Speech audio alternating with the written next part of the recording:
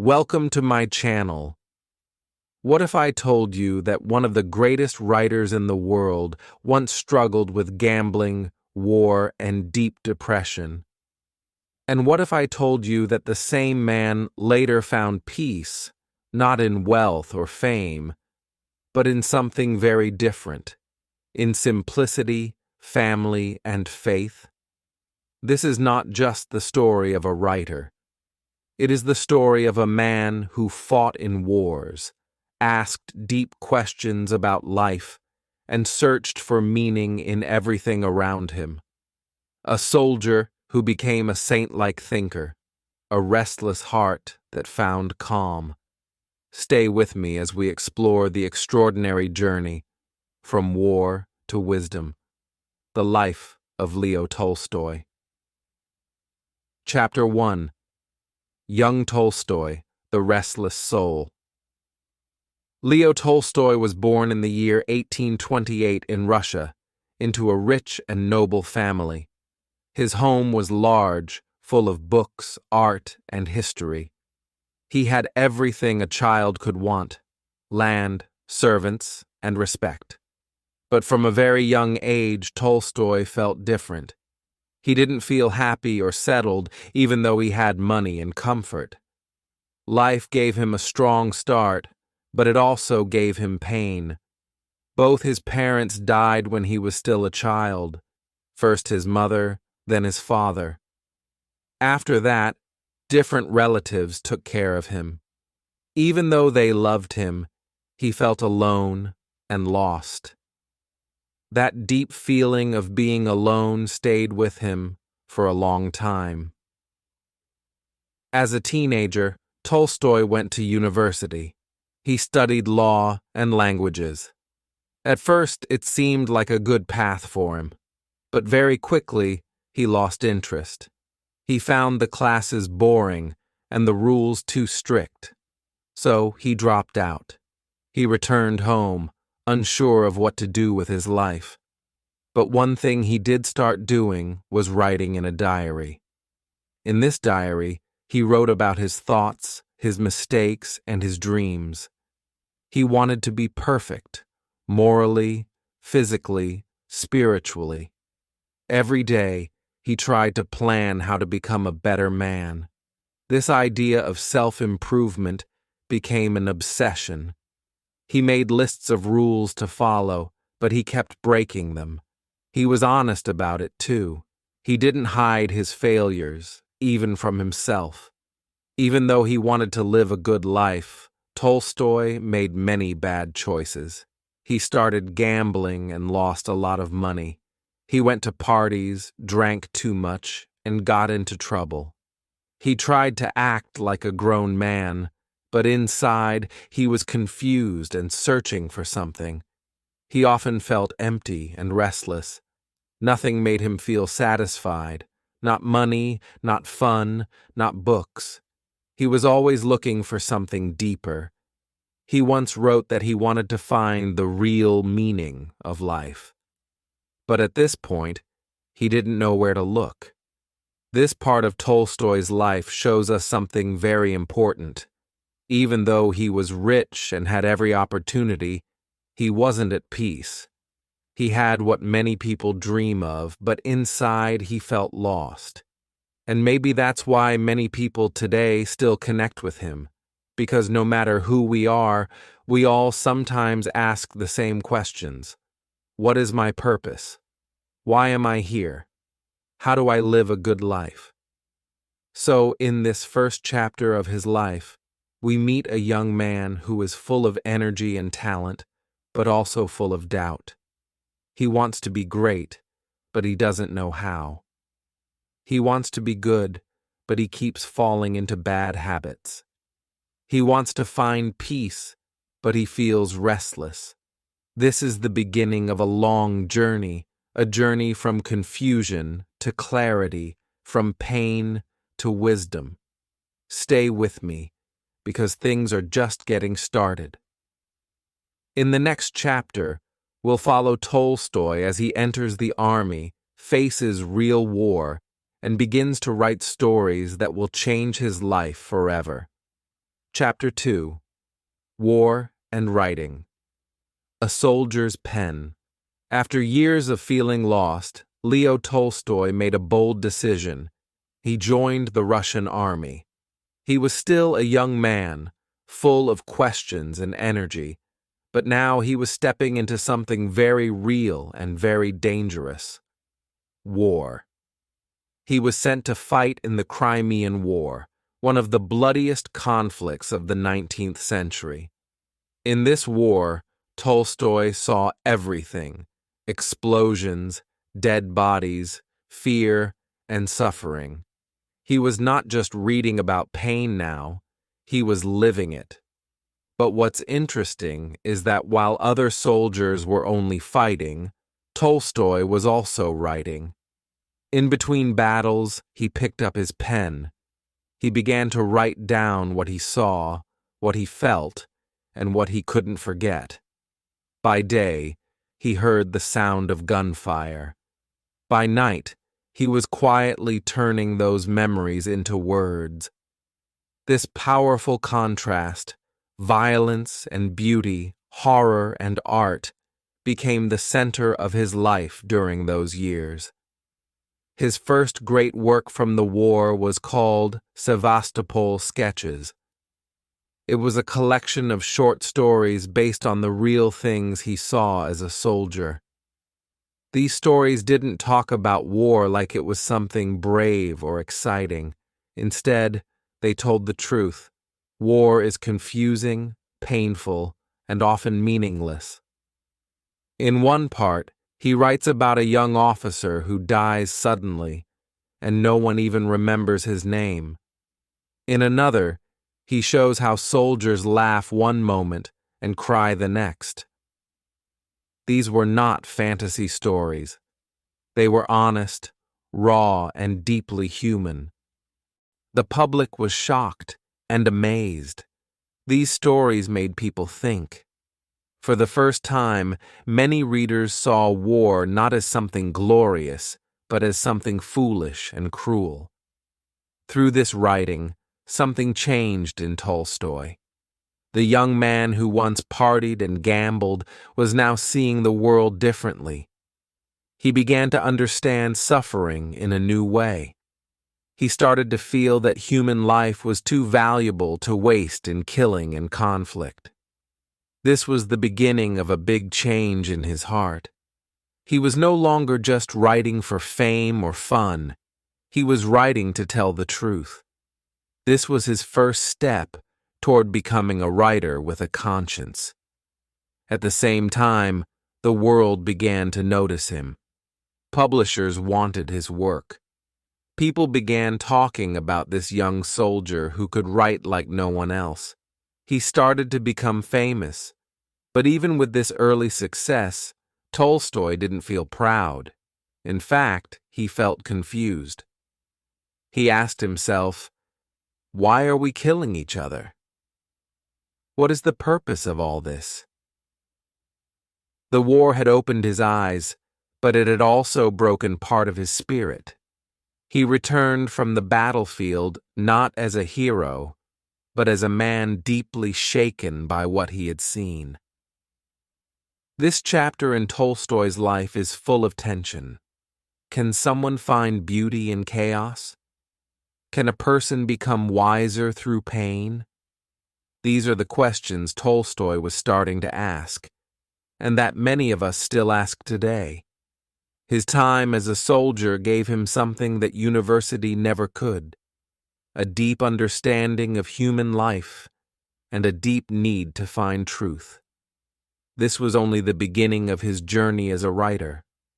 In the next chapter, we'll see how he takes everything he learned from war and turns it into one of the greatest novels ever written, War and Peace. Chapter 3. The Masterpiece Years, War and Peace. Now we enter the most exciting and powerful stage of Leo Tolstoy's life. He is no longer a confused young man. He is no longer just a soldier or a beginner writer. This is the time when Tolstoy becomes a true master. After returning from war, he feels full of ideas, big, serious ideas about life, love, death, and history, and he decides to turn all of these ideas into one big book. That book becomes one of the most famous novels in the world, War and Peace. It takes him 6 long years to write it. 6 years of hard work, thinking, reading, rewriting, and pushing himself every day. But the result is incredible. War and Peace is more than just a story. It is a world. The novel is set during the time of Napoleon's invasion of Russia in the early 1800s. It follows the lives of several families, especially the Bolkonskis, the Rostovs, and one very important character named Pierre Bezukhov. Pierre is a strange, gentle man who feels lost in life and tries to find meaning. Sound familiar? Yes, Pierre is a lot like Tolstoy himself. The book mixes everything: love stories, family drama, huge battles, Russian history, and even deep thoughts about life and death. It's not an easy book, but it's full of beauty. In simple English, we can say that War and Peace teaches us this: life is always changing, full of pain and joy, and the only thing that truly matters is how we treat each other. Some characters fall in love, others go to war, and some just try to survive. But all of them are searching, just like Tolstoy, and just like us. When the book is published, it becomes a huge success. People across Russia, and later around the world, are amazed. Critics call it a masterpiece. Tolstoy becomes a literary star. But here's where the story takes a turn. Even with all this success, Tolstoy is not happy. He becomes restless again. He starts asking the same question he asked when he was young: what is the meaning of life? He sees that fame doesn't bring peace. Money doesn't bring peace. People admire him, but inside, he feels empty. And this feeling starts to grow stronger. Still, he keeps writing. His next major novel is Anna Karenina, another classic. This time, the story is about love, but also about pain and choices. The main character, Anna, is a beautiful woman who falls in love with the wrong man and suffers deeply. The story is tragic, emotional, and full of complex human feelings. Again, the book becomes famous. Again, people call him a genius. But again, Tolstoy feels something is missing.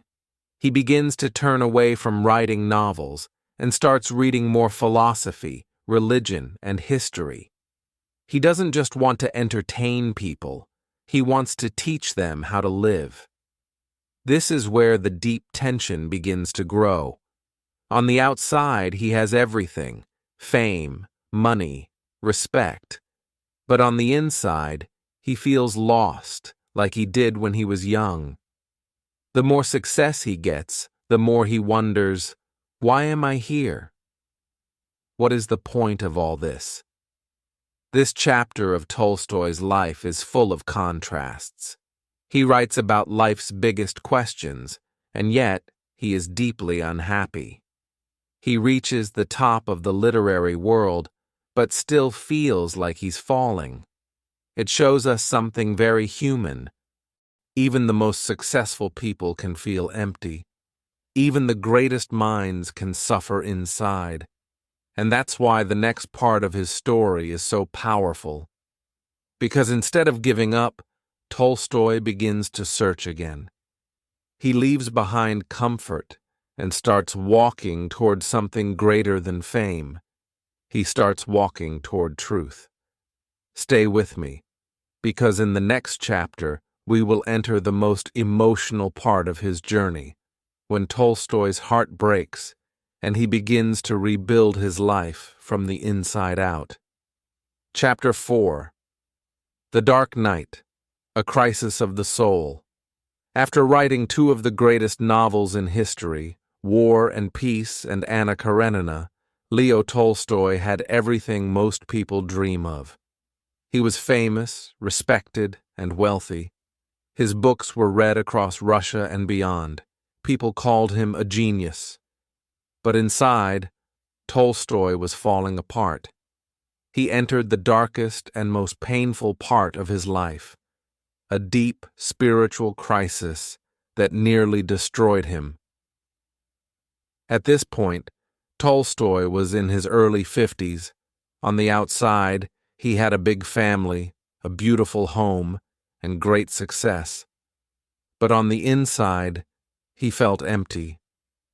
He looked around at everything he had built and suddenly asked, why?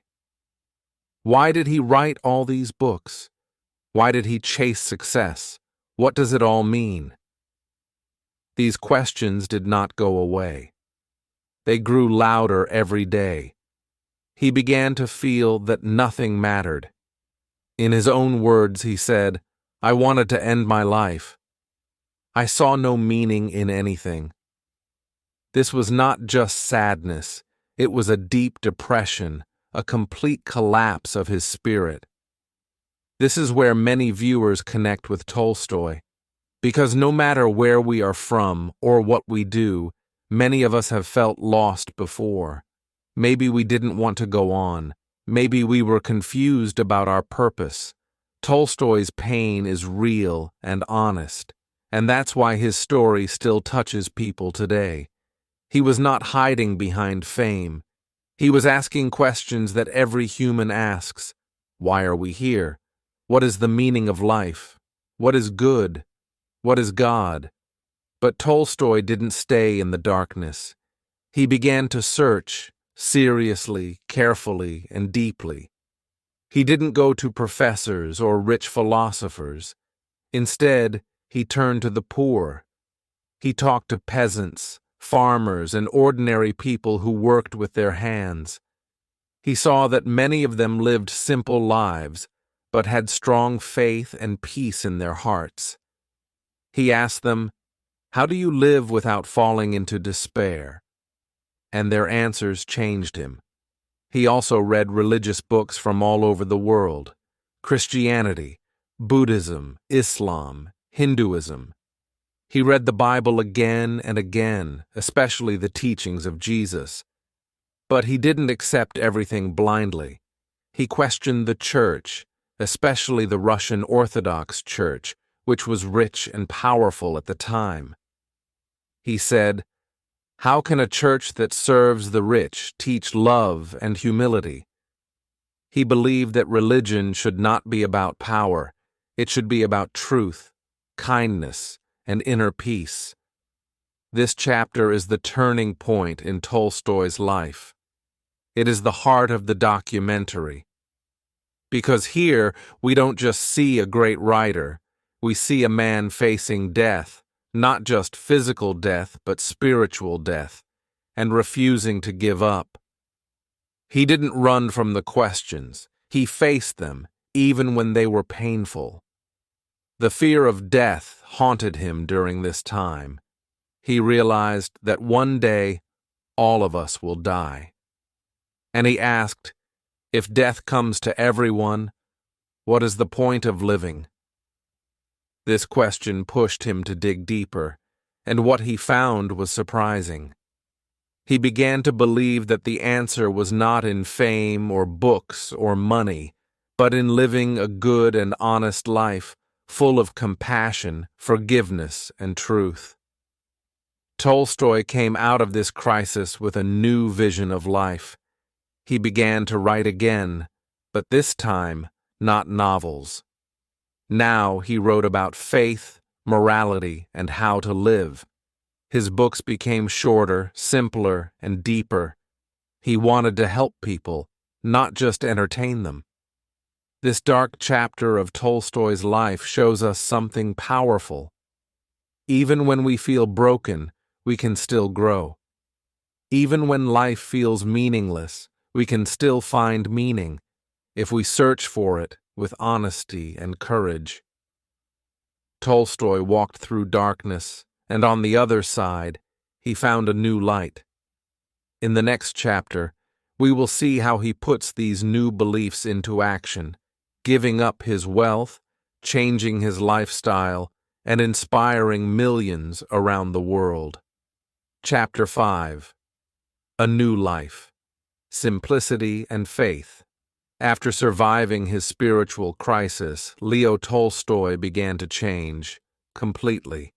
He was no longer the same man who once chased fame, success, or wealth.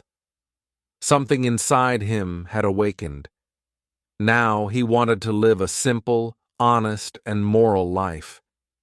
He believed that true peace could only come from faith, love, and truth, not from money, titles, or even great books. So Tolstoy made a decision that shocked everyone. He began to give everything away. He gave up the copyrights to all his books. That meant anyone could print and sell them, and he would earn nothing. He believed that art and truth should be free, not something to make money from. He also started dressing like a peasant, wearing plain clothes and working with his hands in the fields. Imagine this. One of the most famous men in Russia, rich and powerful, now digging the soil beside farmers, refusing luxury, eating simple food, and walking barefoot. He believed this was the honest way to live. But not everyone agreed with him, especially his family. His wife, Sophia, was confused and upset. She had supported him for years, helped him edit and publish his books, and raised their many children. Now, her husband was rejecting the life they had built together. There were many arguments, many tears. She worried about their children's future, about money, about the way people were judging them. And though Tolstoy loved his family deeply, he felt that his mission was bigger than comfort. He believed he had to live by his values, even if it hurt. During this time, Tolstoy wrote new books, but now his writing was different, short, powerful, and full of moral lessons. One of the most important was called "The Kingdom of God is Within You." In this book, Tolstoy explained his new beliefs. Reject violence, live simply, and love others, even your enemies. He said, if you truly believe in Jesus, you must act like him, not just pray to him. For Tolstoy, religion wasn't about churches or rituals. It was about living with kindness and truth every day. This message went far beyond Russia. In India, a young lawyer named Mohandas Gandhi read Tolstoy's book, and it changed his life. Gandhi said that Tolstoy helped him understand nonviolence and how peaceful resistance could defeat injustice. Later in the United States, Martin Luther King Jr. also read Tolstoy and Gandhi and used those same ideas to fight racism in a peaceful way. So in a quiet village in Russia, an old man living like a peasant had started a global revolution of peace, without guns, without armies, just with truth. Tolstoy also gave up drinking, smoking, and anything he saw as selfish or harmful. He said, we must remove the things that poison the soul and live with honesty and self-control. He believed that violence in any form, war, punishment, or even hate, was wrong. He wrote that real power comes from love, not control. His words were simple but powerful.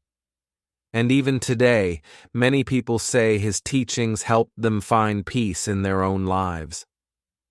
This part of Tolstoy's story is inspiring, but also emotional. because while he found a new kind of joy, he also suffered, especially in his family life. His wife felt left behind, his children were caught in the middle, and though he was loved by strangers all over the world, sometimes he felt lonely at home. Still, he didn't stop.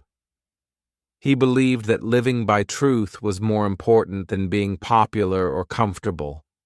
In a world where many people chase more money, more fame, more things, Tolstoy chose less. And in choosing less, he found more peace, more clarity, more love. This chapter shows us that true strength doesn't come from power or position, but from being true to your heart. But even after all this change, Tolstoy's journey wasn't over.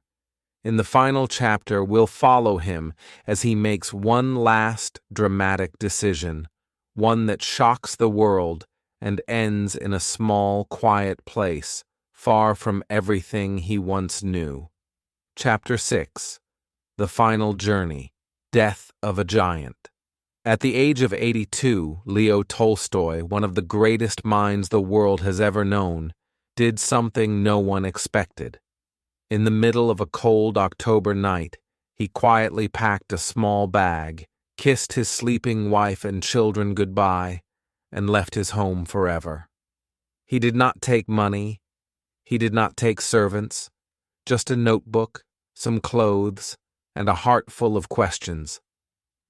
At the end of his life, the man who had once lived in luxury now walked away from it all, searching for peace, one last time.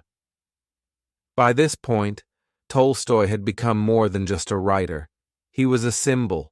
People all over the world read his words, followed his ideas, and saw him as a voice of truth in a noisy world. But fame never brought him peace. Family arguments, public pressure, and the weight of his own beliefs had grown too heavy. So, in his final days, he left it all behind, not to run away, but to go deeper into the silence. He wanted to live his last moments far from the crowds, far from the noise, far from the world that had called him great. He didn't make it far. After several days of traveling by train, Tolstoy became sick. His body, old and tired, could go no further. In a small, remote train station called Ostapovo, he collapsed with a high fever. The station master gave him a room, a simple wooden space with one small bed. There, in that quiet place, Leo Tolstoy took his final breaths. News of his illness spread quickly. Within hours, journalists, doctors, and curious crowds gathered outside the tiny station. His wife Sophia rushed to see him, but at first she wasn't allowed into the room. Finally, after many years of pain between them, she was let in to say goodbye. There were no loud words, just soft whispers, just a quiet man, surrounded by strangers, breathing slowly in the final hours of a long and difficult life. On November 20th, 1910, Tolstoy died, and all of Russia cried. People wept in the streets. Newspapers around the world told the story of the great writer who had died in a train station. But they didn't just talk about his books. They talked about his heart, his courage, his search for truth, his refusal to accept lies, whether from governments, churches, or even himself. His death was the end of an era, but in many ways it was also a beginning, because his ideas didn't die with him. They were already moving across the world, planting seeds in new hearts. Gandhi, Martin Luther King Jr., Albert Einstein, all of them were inspired by Tolstoy.